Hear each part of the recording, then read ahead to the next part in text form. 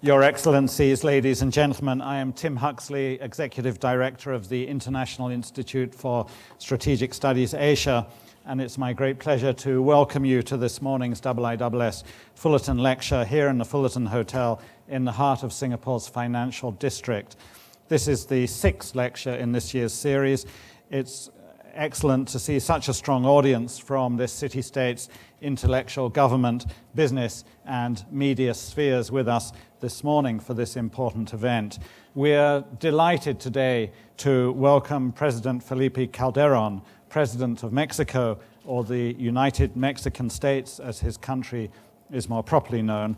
He is the first head of state to deliver a Fullerton lecture, so this is indeed a momentous event. For 6 years, President Calderón has led a hugely important country with a rich history and culture, more than 200 years of sovereignty, a population of 115 million, and the world's 13th largest economy. The President assumed office on the 1st of December 2006 and is now coming towards the end of his term of office. Born in 1962, he has been engaged in politics and specifically the National Action Party, PAN, since he was a boy. During the presidency of his predecessor, Vicente Fox, Felipe Calderón served as director of the State-Owned Development Bank and later as Secretary of Energy. Felipe Calderón's presidency has been widely recognized for a series of reforms and initiatives that his government has implemented. Domestically, his government stabilized the price of the essential food tortilla, capped public servant salaries, and launched a program aimed at boosting employment opportunities. Remarkably, the Calderón administration has created almost 100 new universities, and as part of a universal healthcare system, more than 1,000 new hospitals, not to mention building many thousands of kilometers of new highways. And controversially, soon after becoming president, he deployed the armed forces in a campaign aimed at suppressing the drug cartels, which had generated widespread violence and insecurity.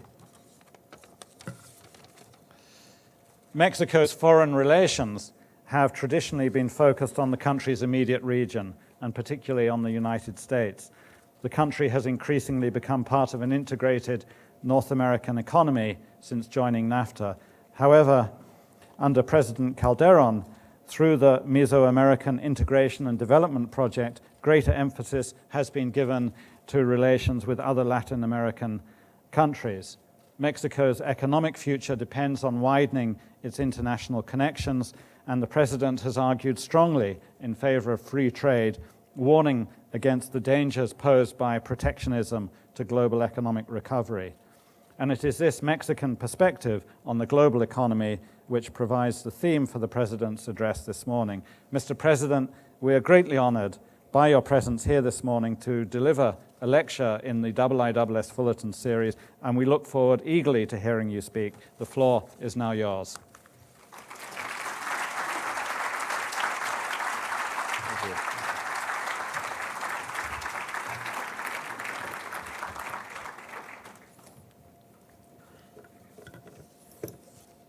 Thank you.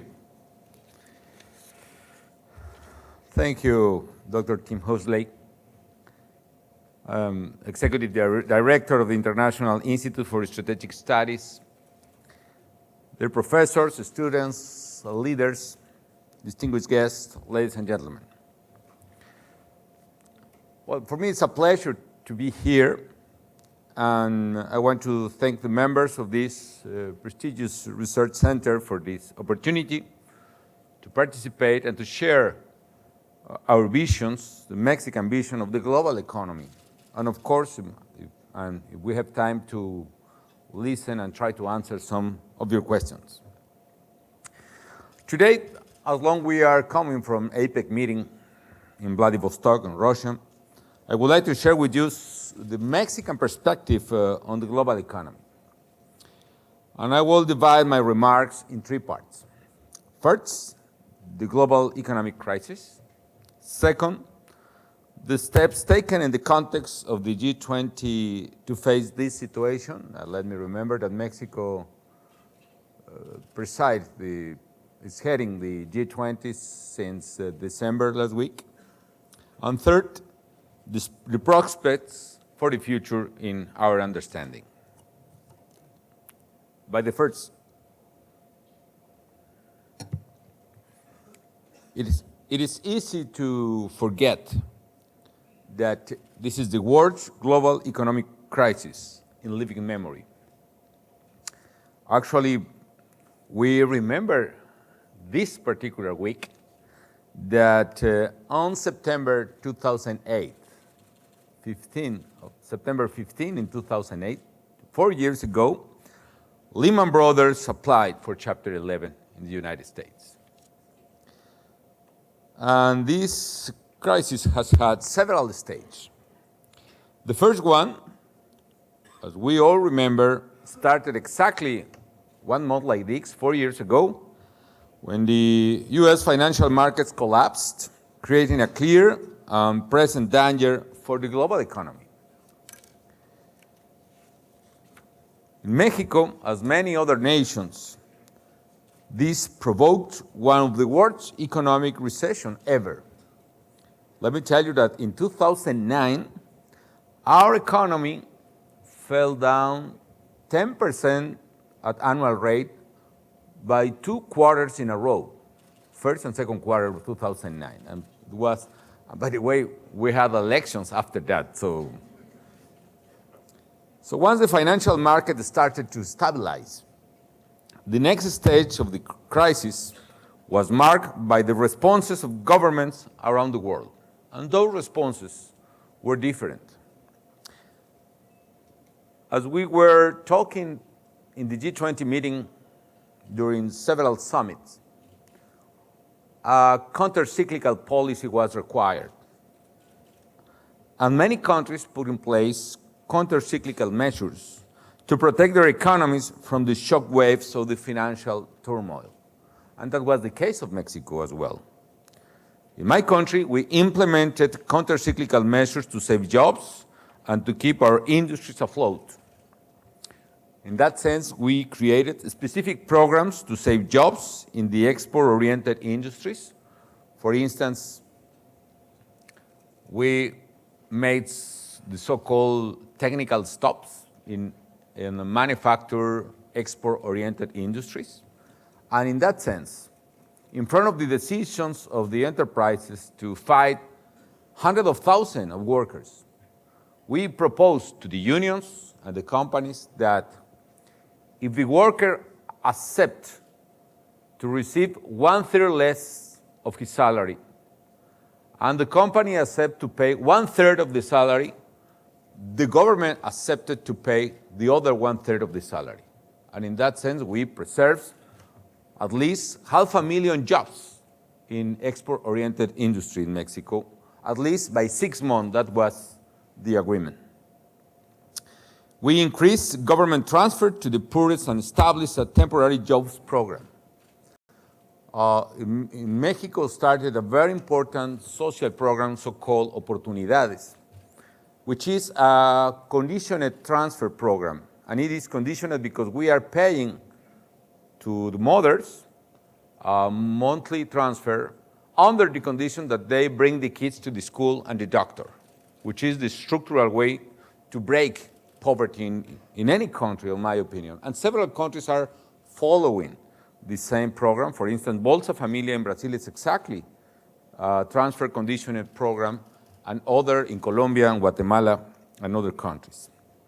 And at the same time, we increase the transfer through Oportunidades, and we started a program on temporary jobs. For instance, on archaeological sites in Mexico. We have thousands of archaeological sites undiscovered. And what we did is we started to pay a very small salary for unemployed people during 3 or 4 months in order to recover some of the small sites in archaeological interests, and so on. We also doubled government spending in infrastructure to create jobs in the short run and take advantage of our privileged geographical position. That was very important. We have suffered a lot of economic crisis in the 70s, 76, 82, 88, 94. But the difference today is it was the first economic crisis that it didn't started in Mexico itself, coming from abroad.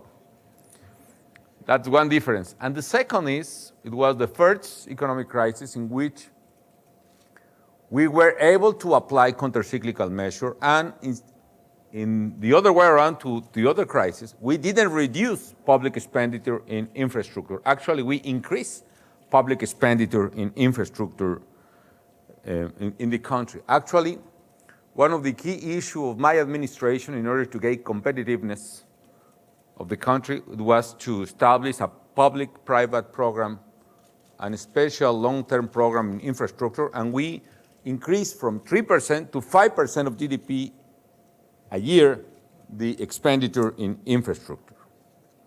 Of course, all these measures had a cost, and our public deficit reached levels of almost 4% of GDP during 2009. But we all know, and that is the difficult part of this, that the public deficit is like a one-shot gun. Once you fire it, you have to take measures to reload and, of course, stabilize public finances. And the big mistake of several economies during this crisis was that they forgot this little detail. You can use public deficit only once. But if you try to use public deficit on a regular basis, you will face sooner or later tremendous problem in terms of how to finance your own deficit. And that became impossible or almost impossible for several nations, and that is all about the economic crisis even today. So in that sense, you need a credible exit strategy to take the economy out of the deficit zone on time. And I remember I went to a G20 meeting. I cannot remember London or Toronto, probably Toronto. And the discussion of the leader was, well, we are starting to see a better outlook in economic terms, but the crisis is still there. We need to reinforce our economic stimulus. We need to keep the counter-cyclical measures in our economies. And we disagree on that because we supported the idea that an exit strategy was necessary. So finally, Mexico decided to implement an exit strategy in order to reduce the temporary deficit. And let me tell you that it was not, you could say that it was a rational option, but frankly speaking, and between us, it was not an option for Mexico. It was absolutely necessary. Why? Because we lost a lot of public revenues due to the crisis, but on top of that, we suffered in that year, 2008 towards 2009, an external shock in oil industry because our production of oil went down one year to another 200,000 barrels a day, and with a lot of huge losses for public finances. So we have not option. We needed to reduce public deficit, and we did it. And the exit strategy in Mexico, implemented by my government, included increasing tax revenues with high political cost, and we increased 1 point of VAT, and even we were proposing different tax to the Congress. Finally, it was not accepted. Reducing public expenditures, including closing very inefficient public companies. Let me tell you that there was a very inefficient public company, Lion Power, one of the oldest public companies in the country. We have a public system, electricity system, which is in the owns of the state. But at that time, there were not only one, but two public companies, and one of them was absolutely inefficient. Actually, on top of tariffs to the public, we needed to apply almost $50 billion a year in subsidies to the company to finance its inefficiency. So we decided, after a very long story, I have no time to tell about it, but we closed the company in a very complex situation, but we successed on that, and that was very important for public finances. We promoted structural reforms, including trade liberalization. So in that sense, another tale of the G20 is always, at any summit, all the countries used to say, we need to reject protectionism. And we agree and sign the public statement. And the day after, 15 out of 20 economies used to raise tariffs and barriers to the trade. We didn't. Actually, we reduced in the middle of the crisis from 11% on average our tariffs to 4%. And I'm talking the countries, we have 44 free trade agreements, which provide free access to more than 1 billion of consumers around the world. But in all those countries without free trade agreement, we reduced tariff from 11 to 4%. An aggressive deregulation program. We tried to erase a lot of red tape for industry. Actually, I asked to the members of my cabinet, please give me a list of your more essential norms, laws, and regulations you need in order to operate daily. And the rest of that, if you cannot remember a law or regulation, we will erase that, and we will do, and we did it. And in that sense, we erased like 16,000 rules at federal level. And it was the most impressive effort in order to deregulate red tape in Mexico. Let me tell you that in order to open a company, before that you needed, for instance, you need to go to the Foreign Relations Secretary to ask permission to open a company. Then you needed to go to the Treasury Department in order to register as taxpayer. And then you needed to go to the Social Security Institute to register your workers. And then you need to go to the Commercial Trade Secretary in order to register your business. And it was taken like probably 3 or 4 months on average to open a new company at federal level. So we established a whole new process in order to open a company. Actually, we needed to interconnect the softwares between public agencies because one software was unable to talk with the other one. So in that sense, we established one single program, actually a web page, and in one office, you are able today to open or to fulfill the federal requirements to open a company in only 2 hours. And with that, we advanced a lot as well. So at the same time, we increased investment in both infrastructure projects and technological educations to boost our competitiveness. And we invested a lot in people. As Mr. Director was saying, we have built in the last 6 years more than 1,000 new hospitals and clinics from greenfield in the country, and rebuild another 2,000. And we have built 140 new universities in Mexico, and built another 96 campuses or buildings in other existing universities. With that, for instance, in Mexico there are graduating more than 130,000 in new engineers and technicians or every year, which means more engineers than in Germany or Canada or Brazil, which is almost the double of our population, and so on. This strategy, of course, has paid off for Mexico. Today, Mexico's public finances are in order, and our fiscal deficit is below 1% of GDP.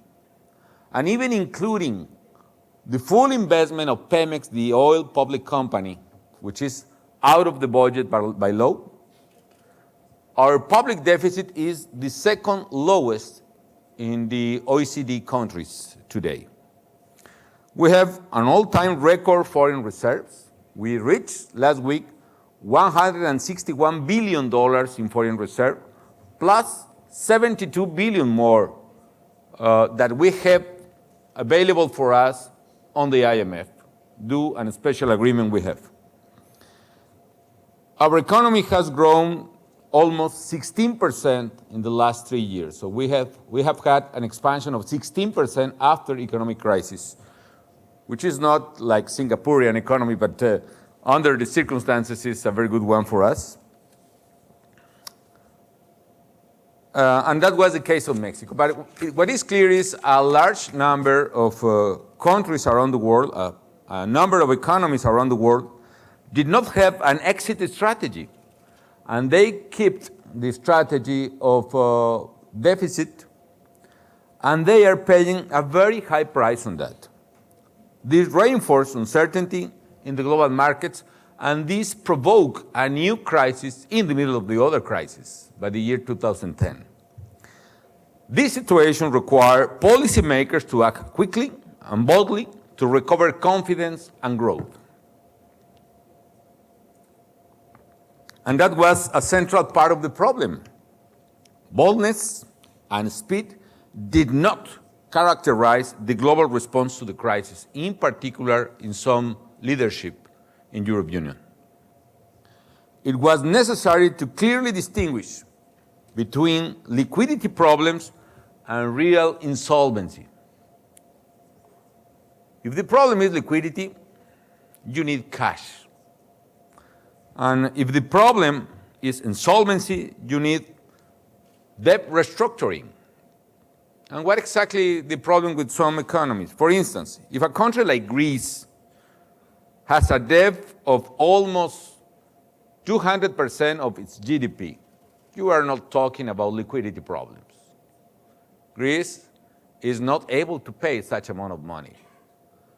And every creditor should take its own responsibility in that problem.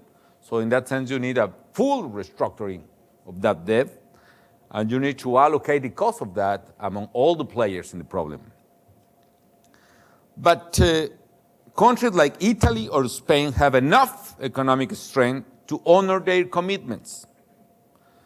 So we are talking not about a problem of insolvency, we are talking about the problem of liquidity. But if you don't act quickly, you could convert a liquidity problem in an insolvency problem. And that is exactly what started to happen last year. As long as Spain, for instance, or let me think that Italy could have a debt of more than 100% of its GDP, let me assume only 100%. And one day to another, the interest rate goes up like 1 point, you are talking that you should raise more tax revenues, 1 point of your GDP a year, in order to pay that small movement in the market. So probably Italy could support that situation like 2 months, but if that situation along like 3 or 4 years paying interest rate at 7%, 8%, 6%, you could convert a liquidity problem and in an insolvency problem, even for big economies like Italian one. So in that sense, these could become insolvency problems too, with devastating consequences for the global economy. And that was the situation we started to face last year. It was necessary to take action, and this is where the G20 economies and international financial institutions had to come in. Now, the second part, the G20 response. When Mexico assumed the G20 presidency, global perspectives were dire. The 2011 meeting in France concluded without clear commitments and without a sense of direction. I remember that we were there in Cannes, in this beautiful French place. And suddenly, the meeting was stopped because some of the leaders were discussing with the leader of Greece either Greece will be inside the European Union or not, or the Eurozone. So it was a very rare, if I can say that, summit then. So it seems that the crisis was not only deep, but also out of control. So in this context, the Mexican president had to coordinate complex negotiations during the months prior to the Los Cabos summit this year. We urgently needed to strengthen the financial support mechanism for countries most affected for the crisis. And drafting the G20 agenda required several ministerial meetings to address problems and implement proper policy initiatives on issues that went beyond just the economic crisis. Some of these issues included trade liberalization, job creation, and financial inclusion. We tried to strike a balance between the urgent and the important, between the long run and the short run. This is how things stood as the summit in Los Cabos began. And there, we work in three areas. First, the countries proposed macroeconomic and structural policies to solve our short-term problems at global level. Second, the countries promoted policies to guarantee strong growth in the medium and long term. And third, we incorporated environmental sustainability and access to affordable basic goods as key policies in the long term. One of the most important outcomes of Los Cabos was that at a time when there were serious doubt about the euro's viability, all G20 members agreed to support measures that will strengthen European integration in areas such as fiscal policy, banking system, and regulatory frameworks. In other words, Los Cabos provided a clear sign that we all support one Europe with fiscal union, trade union, monetary union, and banking union. It was also crucial to boost demand without creating new debt problems in order to restore growth. The Eurozone has been following, more or less, this game plan. Just 3 days ago, as you know, the European Central Bank announced very significant measures to provide support to countries suffering from confidence problems and to make clear it will take every measure to keep the integrity of the Eurozone. Another important result was the Los Cabos Action Plan. It contained specific short-term measures to be implemented by all countries. The specific ideas from the Business 20 group, the B20, were also included. We needed to strengthen the global response to international financial crises in an interconnected world. To this end, we announced an increase in the resources available to the International Monetary Fund. We were expecting to raise almost $400 billion to IMF. And let me tell you that right there inside the meeting, inside the summit, we started to say, well, our friends of Brazil are putting $10 billion to the IMF, and we need to support this effort, and we will make equal effort to Brazil. And their friends of Colombia say, well, we have not enough money, but we will put $1 billion, and so on. And some countries that were reluctant to put money finally say, this is my offer. And finally, we raised not 400 billion, but 450 billion supporting the IMF. And this is the largest injection ever in the history of this institution, with some very particular things. For instance, is the largest injection of money to IMF and the first without the United States and Canada, for different reasons. The United States, because, of course, in the middle of the campaign and the political and legal restriction for President Obama, he was unable to do that, but he's supporting the Treasury through other means, the IMF. And Canada, well, I don't know exactly why, but they didn't cooperate. Unfortunately, to regain fiscal sustainability, we have to reduce fiscal deficit at a time of economic slowdown. But if this is done in a bold and credible way, negative impacts on aggregate demand could be minimized. In the case of external imbalances that still threaten global stability, we need countries to move towards more open markets and to place a greater emphasis on a stronger domestic demand. The other priorities of the G20 were, one, to maintain and strengthen our commitment to free trade. And probably this is the main message we need to emphasize. What the world needs in this particular moment to overcome this crisis is more trade, not less. More trade, not less, should be the rule for all the players. And I need to say that because there are a lot of temptations in several regions to reestablish protectionism, including some countries in Latin America. Therefore, we in Los Cabos extended our standstill commitment or the promise not to enact any protectionist measures until 2014.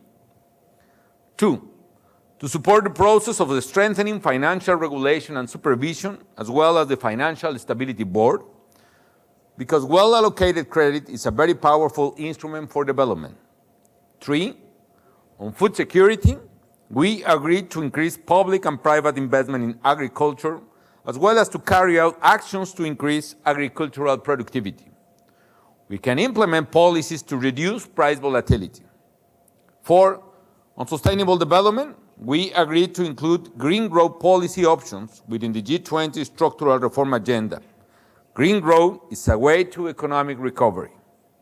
All of these actions are significant steps to reach our common objective of strong, sustainable, and balanced growth.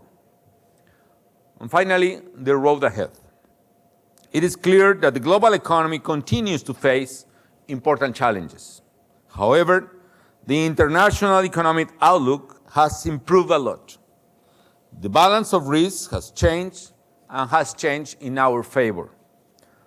1 year ago, the G20 Cannes Summit was interrupted, as I said, several times to discuss the possibility of Greece leaving the Eurozone. That discussion is over, and Greece has problems still, but is no longer the most pressing issue.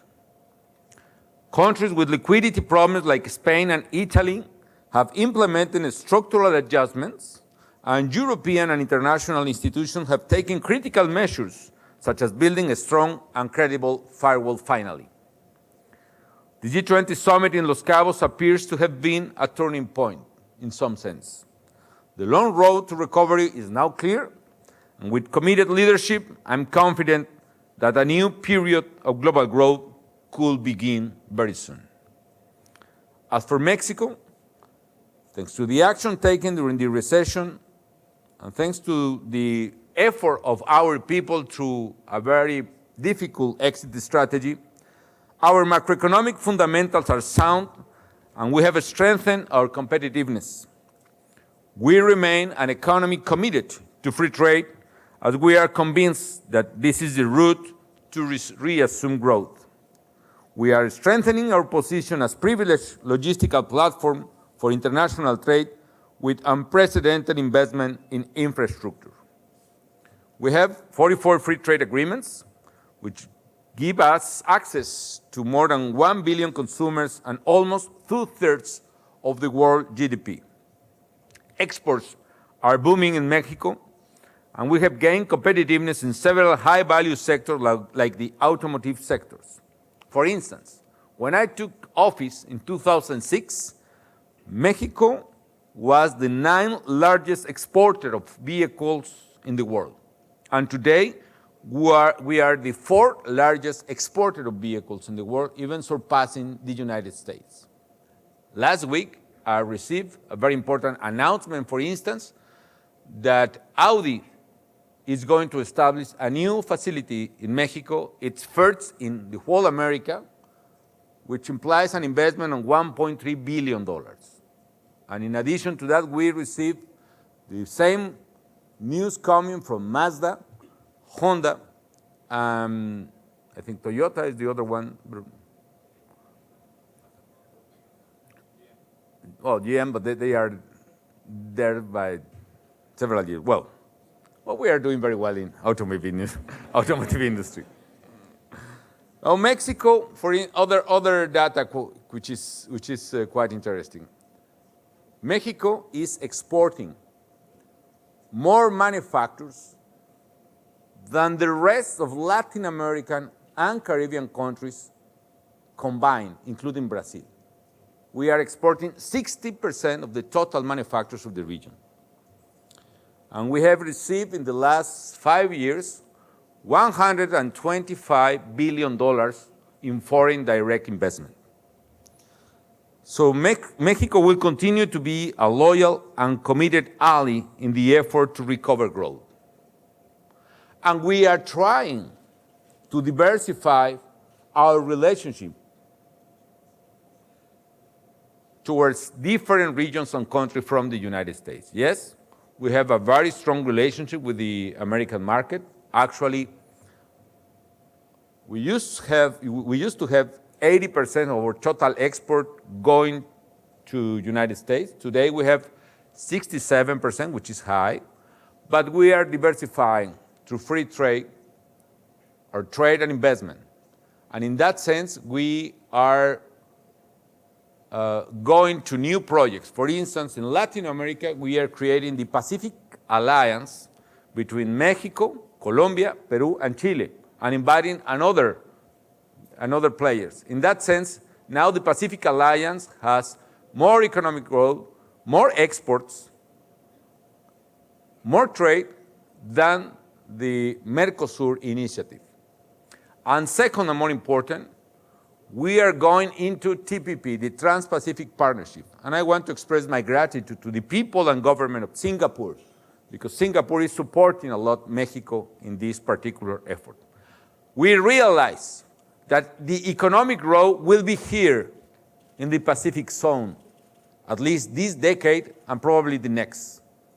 So the prosperity for Mexican people will be through trade, and will be to trade with new partners like Singaporean economy, Singaporean friends, and new partners in this Pacific Sea. So we look forward to making business with all of our trading partners. That is one important reason for us to have come to this beautiful country, which is Singapore. Thank you very much.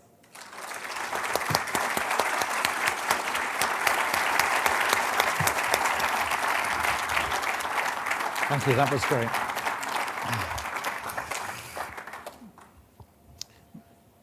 Mr. President, thank you very much for your excellent lecture in which you spoke about three dimensions of Mexico's perspective on the global economy, the global economic crisis, the measures adopted by the G20, and the way forward. We have approximately 10 or 15 minutes for questions, and I would now welcome those from the audience. And just a few things to say before we start the question and answers. Could those who wish to ask questions of President Calderón please give your name and your institutional affiliation, and please make your question as brief as possible. And please do stay in your seat, and the microphone will come to you. If you could just indicate if you wish to ask a question by raising your hand. Adam.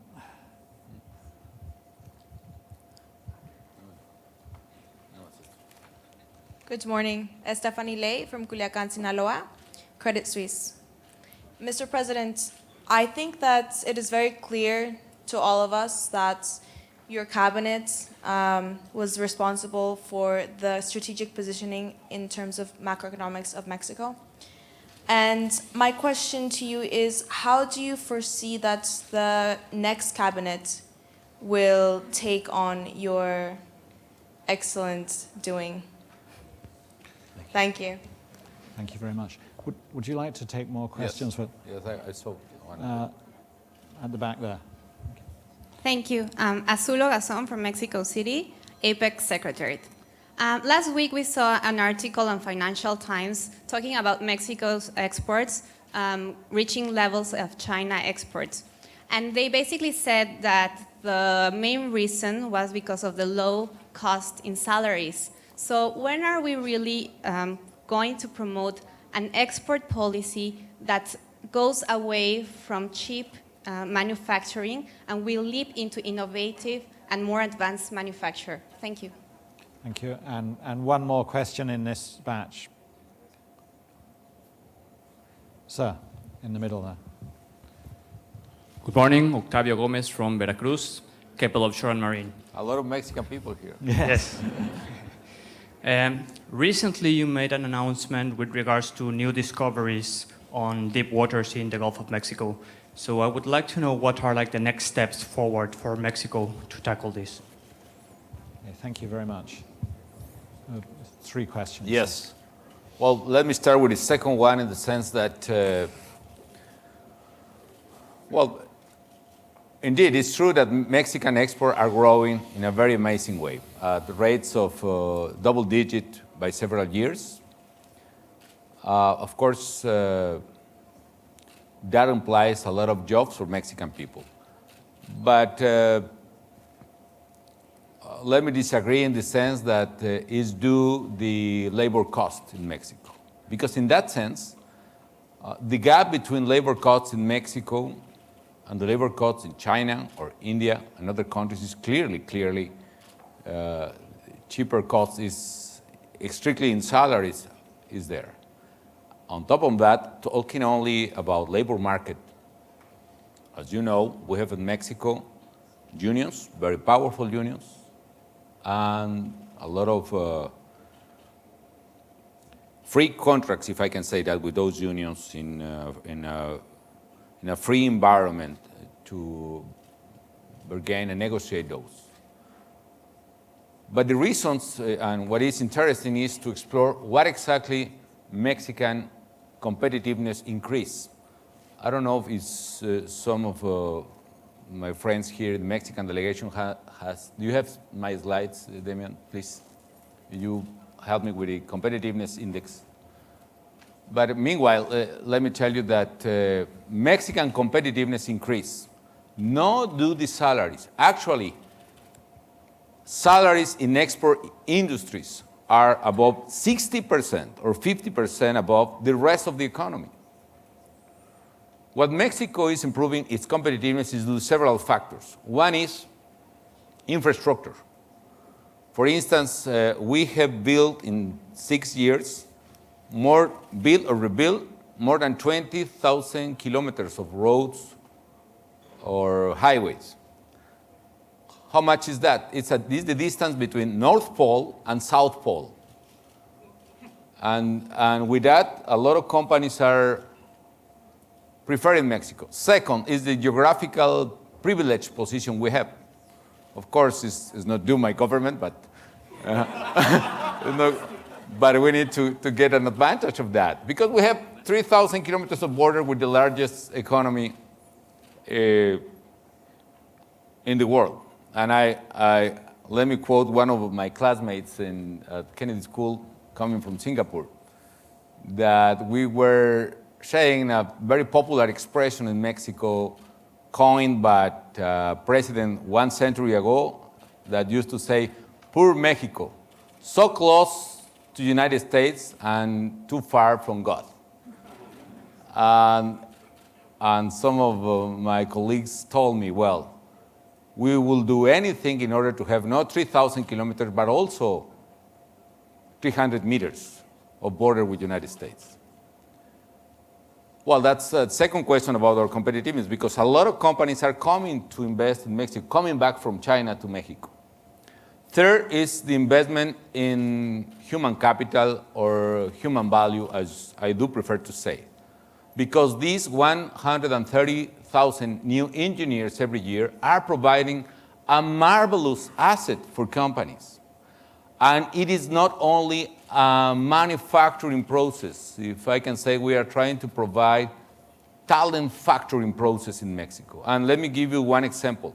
Today, we are not only assembling computers. Mexican engineers are providing one of the most successful software industry in the world, growing and growing. Companies building the software for several global companies in the world. And other Mexican engineers today in Querétaro, we founded a new university, Aerospace University. And around that, we try to promote new aerospace companies. And the outcome is that today, Mexico is the country which has attracted more aerospace companies in the world in the last 4 years. And there are a group of Mexican engineers designing the new engine for Airbus 380, the biggest airplane in the world. Mexican engineers. So it's not only cheap salaries. Well, talking about the second, the third, sorry, the oil. Well, we had a very important discovery last couple of months, in the sense that when I took office, the rate of substitution of proven reserves was like 40%. In that sense, per each new barrel in proven reserves, that very same day, we have sold 2 barrels. And it was a very unstable situation for a Mexican company. Now, we are investing a lot. Well, I know that you are seeing the figures. Well, I'm sorry, but it's very distracting, so I need to talk about that. Well, that is the rate of restitution of proven reserves. We are reaching more than 100% this year. And in that sense, we are investing a lot in the Gulf of Mexico. In particular, we are drilling in the so-called deep waters. And 2 months ago, a Mexican drilling platform, we are acquiring the services of 4 deep water drilling platforms. One of them, by the way, is Singaporean deep water platform. And one of them founded a new oil field. And according with the research we are doing, that new field could imply, if those discovery is confirmed as a proven reserves, could imply a new proven reserve at 10 billion barrels, which means to twice our proven reserves in Mexico. That is the size of the potential discovered in deep water. And when I talk about deep water, I'm talking about the depth of the sea there is probably 2.5 kilometers, and the field is probably 3 kilometers below the bottom of the sea.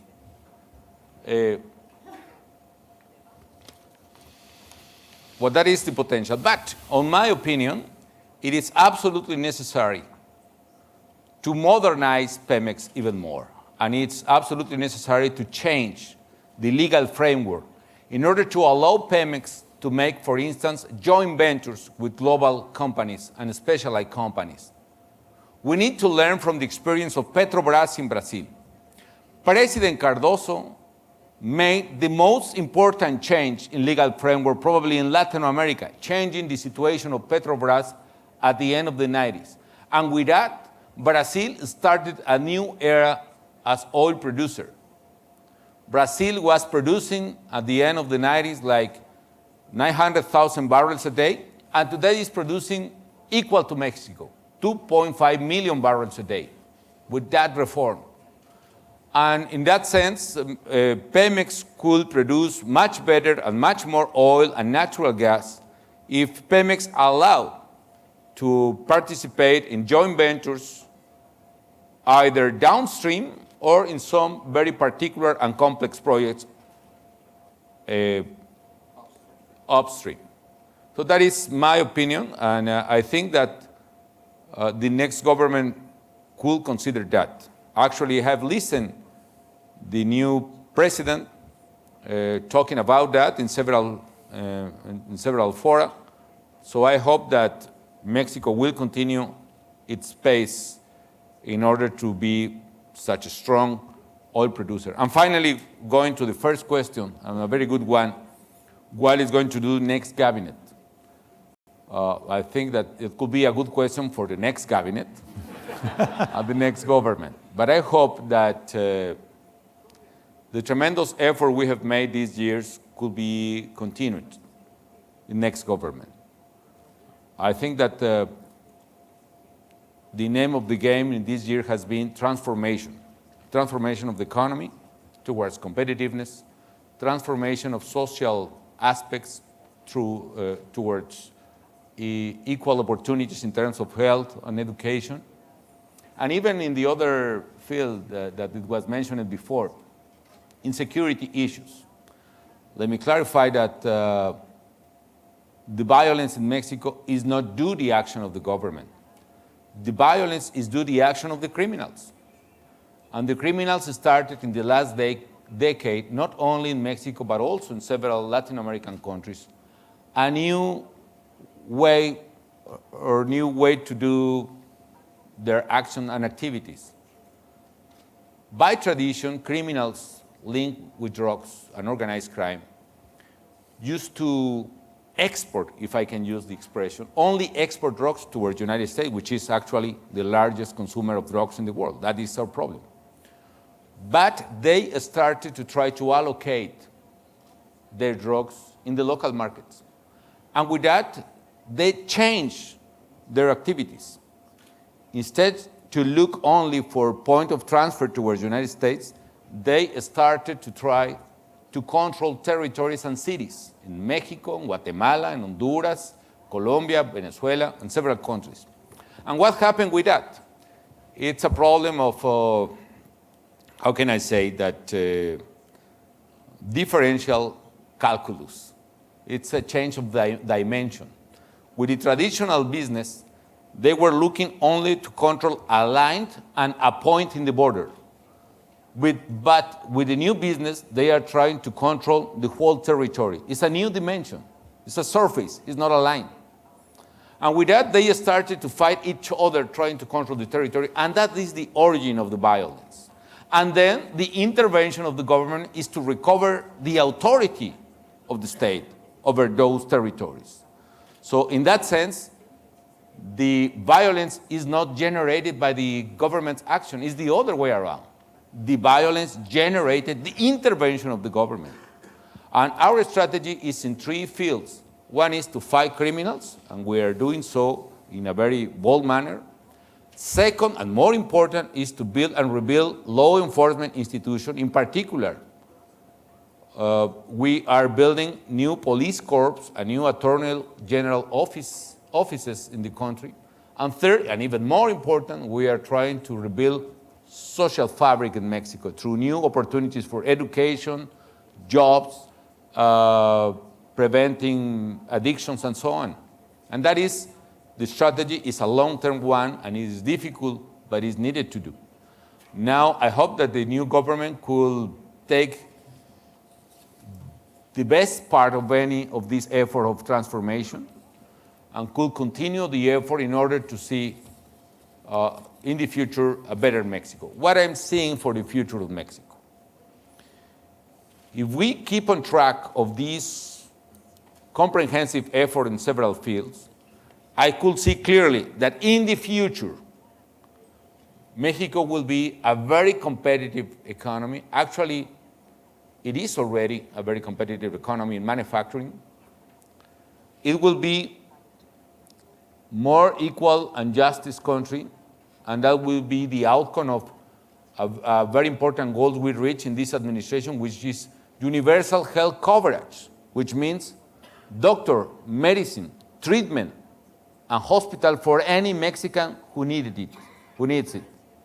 And probably it's difficult to understand such kind of effort in a country with a level of life outcome of long decades of effort like Singapore. But a country like Mexico implies that we, in 10 years, we have made affordable social and health services more affordable, or affordable for more than half of the population in Mexico. We made affordable health services for more people than the previous century in the country. With that, Mexico will be a more equal country in next decades. And even in security issues, what is the name of the transformation? When I took office, what I saw is two processes. One is the awakening process of law enforcement institutions due to corruption and vulnerability. And in that point, organized crime, and that was the other process, was growing. So this simultaneous process, vulnerability and weakening of the law enforcement institution, plus the strengthening of the organized crime, was threatening the future of Mexico. And what we are seeing today clearly, of course we have a lot of challenges, but we are seeing a process of improving the capabilities and reliability of law enforcement institutions. At the same time, we are seeing a process of weakening of the organized crime. So we are defeating, we are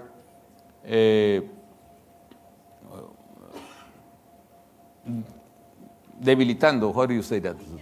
Weakening. We are weakening the organized crime. And that process will be, will provide a better future to Mexico in legal terms, in law enforcement terms, in rule of law issues, which is exactly our purposes. Thank you very much. I'm afraid we're rather running out of time. I promise to be very short in my answers if you want to allow one or two more. Do you have time to answer one or two more? Let me say yes. I don't know, but okay. Thank you very much. Yes. Do we have one or two more questions, sir, at the back on the left? Thanks. I'm Kevin Lim from Reuters. Mr. President, you have several months left in office. So the question is, what do you hope to achieve during these last few months? And you have also a labor reforms that are kind of under discussion. Are you confident of getting this passed before you leave office, and under what kind of conditions or compromises? Thank you. Thank you very much. And one more brief question. Sir, at the back there. Midoni Ramos, from Tula Hidalgo. Owens Corning is the company I work for. I got a question for you, Mr. President. What, in one word, what would you describe would be your legacy as a president? What would be your legacy to the Mexicans and to the world? Thank you very much. Talking about labor reform, yes, I propose to the Congress legal reform in labor issues. Why? Because I'm sure that Mexico, in order to complete this transformation towards more competitive economy, needs to provide flexibility to labor markets. We are having probably more than 1 million youth people arriving every year to a labor age, and they have not enough opportunities to work. And we need to change the law in order to allow young people and women to work in the most favorable conditions, which is possible.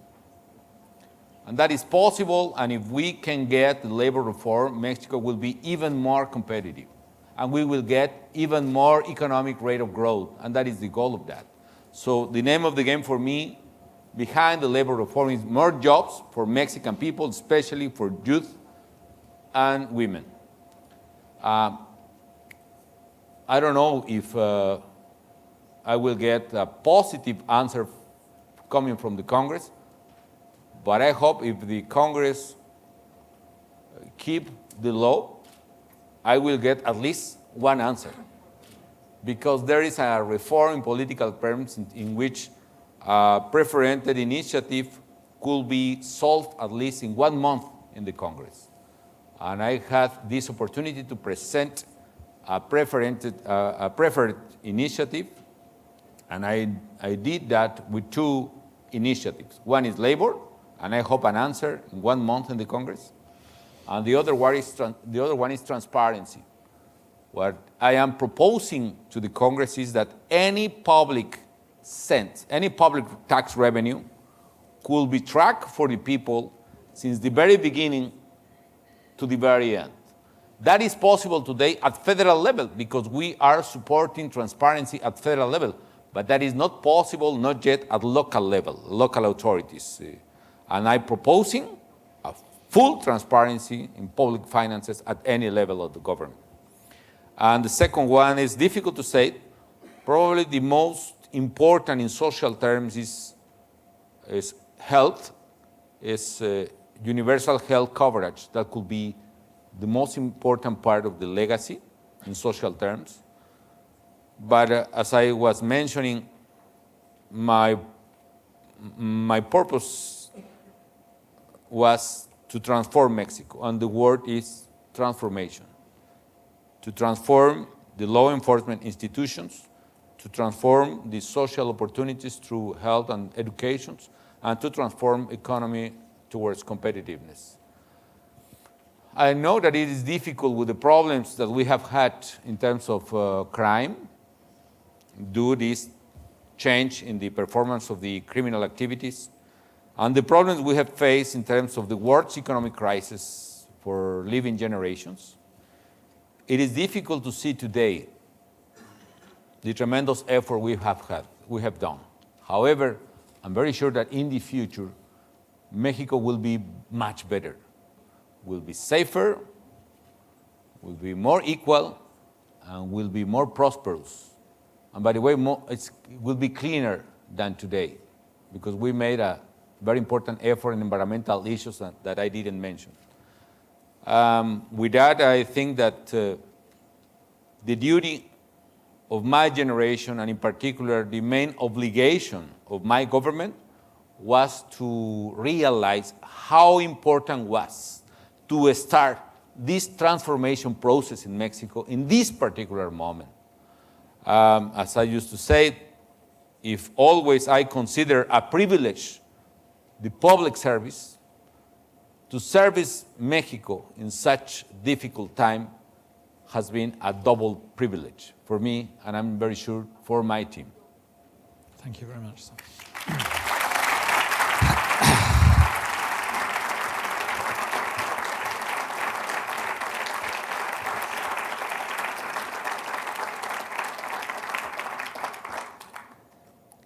Thank you, Mr. President, for answering those questions so fully and so frankly. I'm afraid I must now bring this IISS Fullerton Lecture to a close. But before doing that, I must thank President Calderón for finding the time in his very busy schedule for this lecture this morning and for engaging with the audience here at the Fullerton Hotel. You have cast much light, sir, on how Mexico has responded to the challenges posed by economic crisis, how Mexico has used its role in the G20 creatively and effectively, and how your country's economic policies are looking to the future.